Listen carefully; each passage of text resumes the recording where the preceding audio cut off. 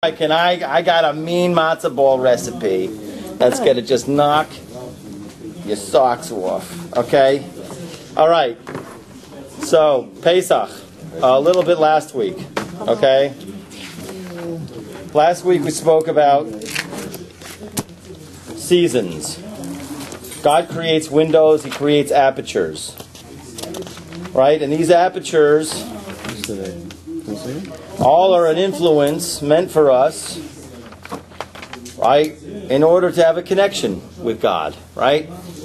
Every time, every season, every holiday has its influence. But you have to be able to catch the influence. You have to take ownership of the influence. You remember last week I gave the case of the person who acquired barrels that had dirt on it, but there were some gold coins underneath. He didn't know there were gold coins. He went and sold it to someone else, found out there was gold coins, wanted those gold coins back. No deal, no dice, because why? He didn't own those as gold coins. He didn't take possession. You don't take possession, you can't claim it. You have to take possession of the light. We have to take possession of the energy. All right? So past Pesach, we discussed a little bit last week also, the tremendous dilemma, so to speak, that God had, that here the world was going to fall apart. The Jewish people were going to fall into an existence which was going to be beyond recognition.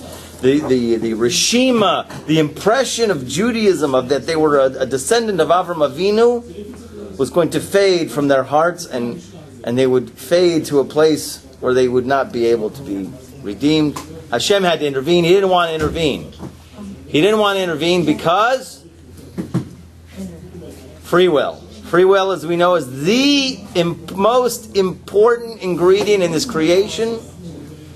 We never can take away a person's free will because simply that God made a creation in order to bestow, and the best bestowal is when it is earned. And how it is earned? It is earned through our not being able to see God so clearly, and through our exercising of our free will, we choose to do what's right. And we do the right thing even though it's very unclear to us. So through that effort of choice, we have to have free will. God here on Pesach, He has to step in. He has to change nature, reveal Himself in such a way where it's unbelievable. So we looked at it last week as the way that the Leshem describes it, as He pushed the reset button on creation. Pesach is a renewal of creation, and you see that because it's springtime, right? After the whole dead, cold winter, and then all of a sudden things start to come alive again. We're going to see unbelievable things, okay? So Pesach was basically, we talked about an awakening from below, awakening from above, that Hashem had to intervene, okay? And we spoke a little bit last week. Do you want an extra pen? I don't think I have one. Good. We spoke a little bit last week about an unbelievable law, halacha, in the Shulchan Aruch, the Ramah brings down, when we open the door for Eliyahu, when we open the door for Elijah the prophet, the potential that is in that moment. The potential, you weren't here last week, right? Are you here? Yeah, you wasn't here. You catch it on video? No. Yeah, but I will. Because it's not up yet. Okay. It's okay.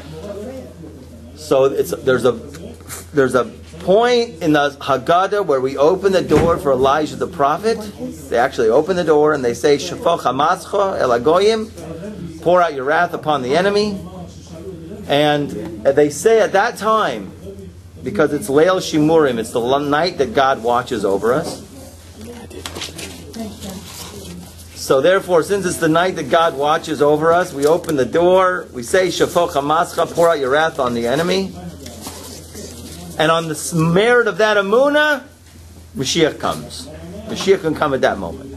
Okay? An unbelievable moment. So it's an idea of emunah, but we're going to get a little bit more deeper into that. Okay? And we spoke a little bit last week about the whole concept of the chametz.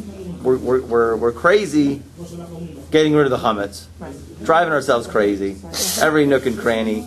So we're going to understood a little bit what is that whole inyan there, and why we can't own any chametz. You can't own it. You can't just put it away, right? You cannot own it. So we sell it to a Gentile, right? I think there's only one,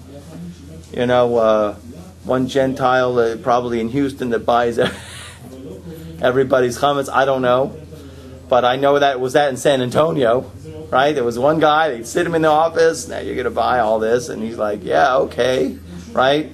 And he owned it, So it has to be sold. A Jew cannot own it, and we said because it was the idea of what chametz is. Does anybody remember what we spoke about? What is chametz? Anybody remember? Chametz steak. It's your argument, your guided. It's the shor. Okay, it's a shorish of dinim.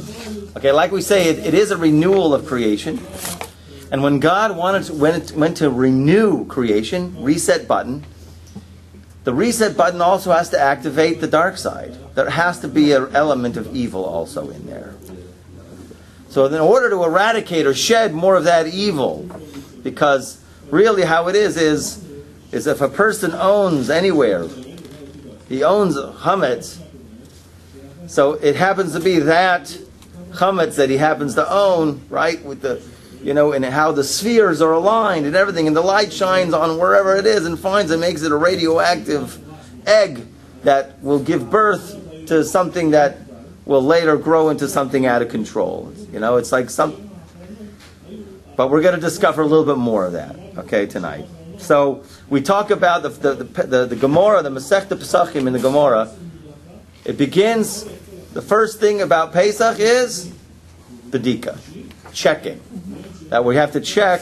It's a wild Gemara because the language is there. It just drives drives all the sages crazy. It says or le'arba eser bodkin es chametz le'or haner. That really it's the night of the 14th, the night before Pesach. We check for chametz with the light of a candle. Okay, so they want to know. They didn't have flashlights in those days. You can use a flashlight these days. As a matter of fact, this day, Lamai said it's recommended. Most people do. They'll check the first 6 feet by 6 feet with a candle. That's the tradition. And the rest, you could use a flashlight. Rabbi Moshe Feinstein holds. Okay? Much easier. No wax dripping on your clothes, carpet. Okay? You can try with the thing. You don't burn your hand. It's wax all over the place. Don't set anything on fire. I've heard many accidents. Okay? Happens. Some, Meshuggah's, Chaverim in the yeshiva of mine, who would go visit home for Passover, and all of a sudden they become religious. They weren't religious before. They're checking every cranny in the floor, and there's wax all over the floor, right? Because he's like going crazy. But in any case, it's a light of a candle. Where do they get that from? That's astounding. Where I get it from? Okay, so on Daf Ches. So the real simple reason is because the light of a candle, it says, is yafeh lebedika. It's nice to do a bedika with the light of a candle. As you can see, if it ever happens, if you ever not have a flashlight and you're looking for something under the bed and you're careful enough, it's really a great way to go ahead and access the whole scene with the light of a candle, as opposed to the light of the sun or anything else like that. But it brings, like the Talmud brings, it feels compelled to bring a connection to the Tanakh that's going to shed light or enrich the concept of the bedika, of the checking for chametz with the light of a candle. So it brings from Tzfanya. There's a pasuk from the prophet Tzfanya that it says, "Vayichapes begadol, no, be'ezahi echpos es Yushalayim b'neiros." In that time, God says, I'm going to check Yerushalayim with candles. I'm going to do a search. We're going to do a search through Yerushalayim with candles. Okay, but from there you have to draw to here. What's the nature of it? And it goes on to another verse. Right? Actually, the verse before it talked about something. It said, Shivas Yamim Sa'or Lo Yimatzeh B'Batechem. 7 days you cannot have any yeast in your house. Which really, clearly, seems to have nothing to do with a bedika. It just means you can't find it. And then it speaks about the verse when they were checking the bags of the 12 tribes.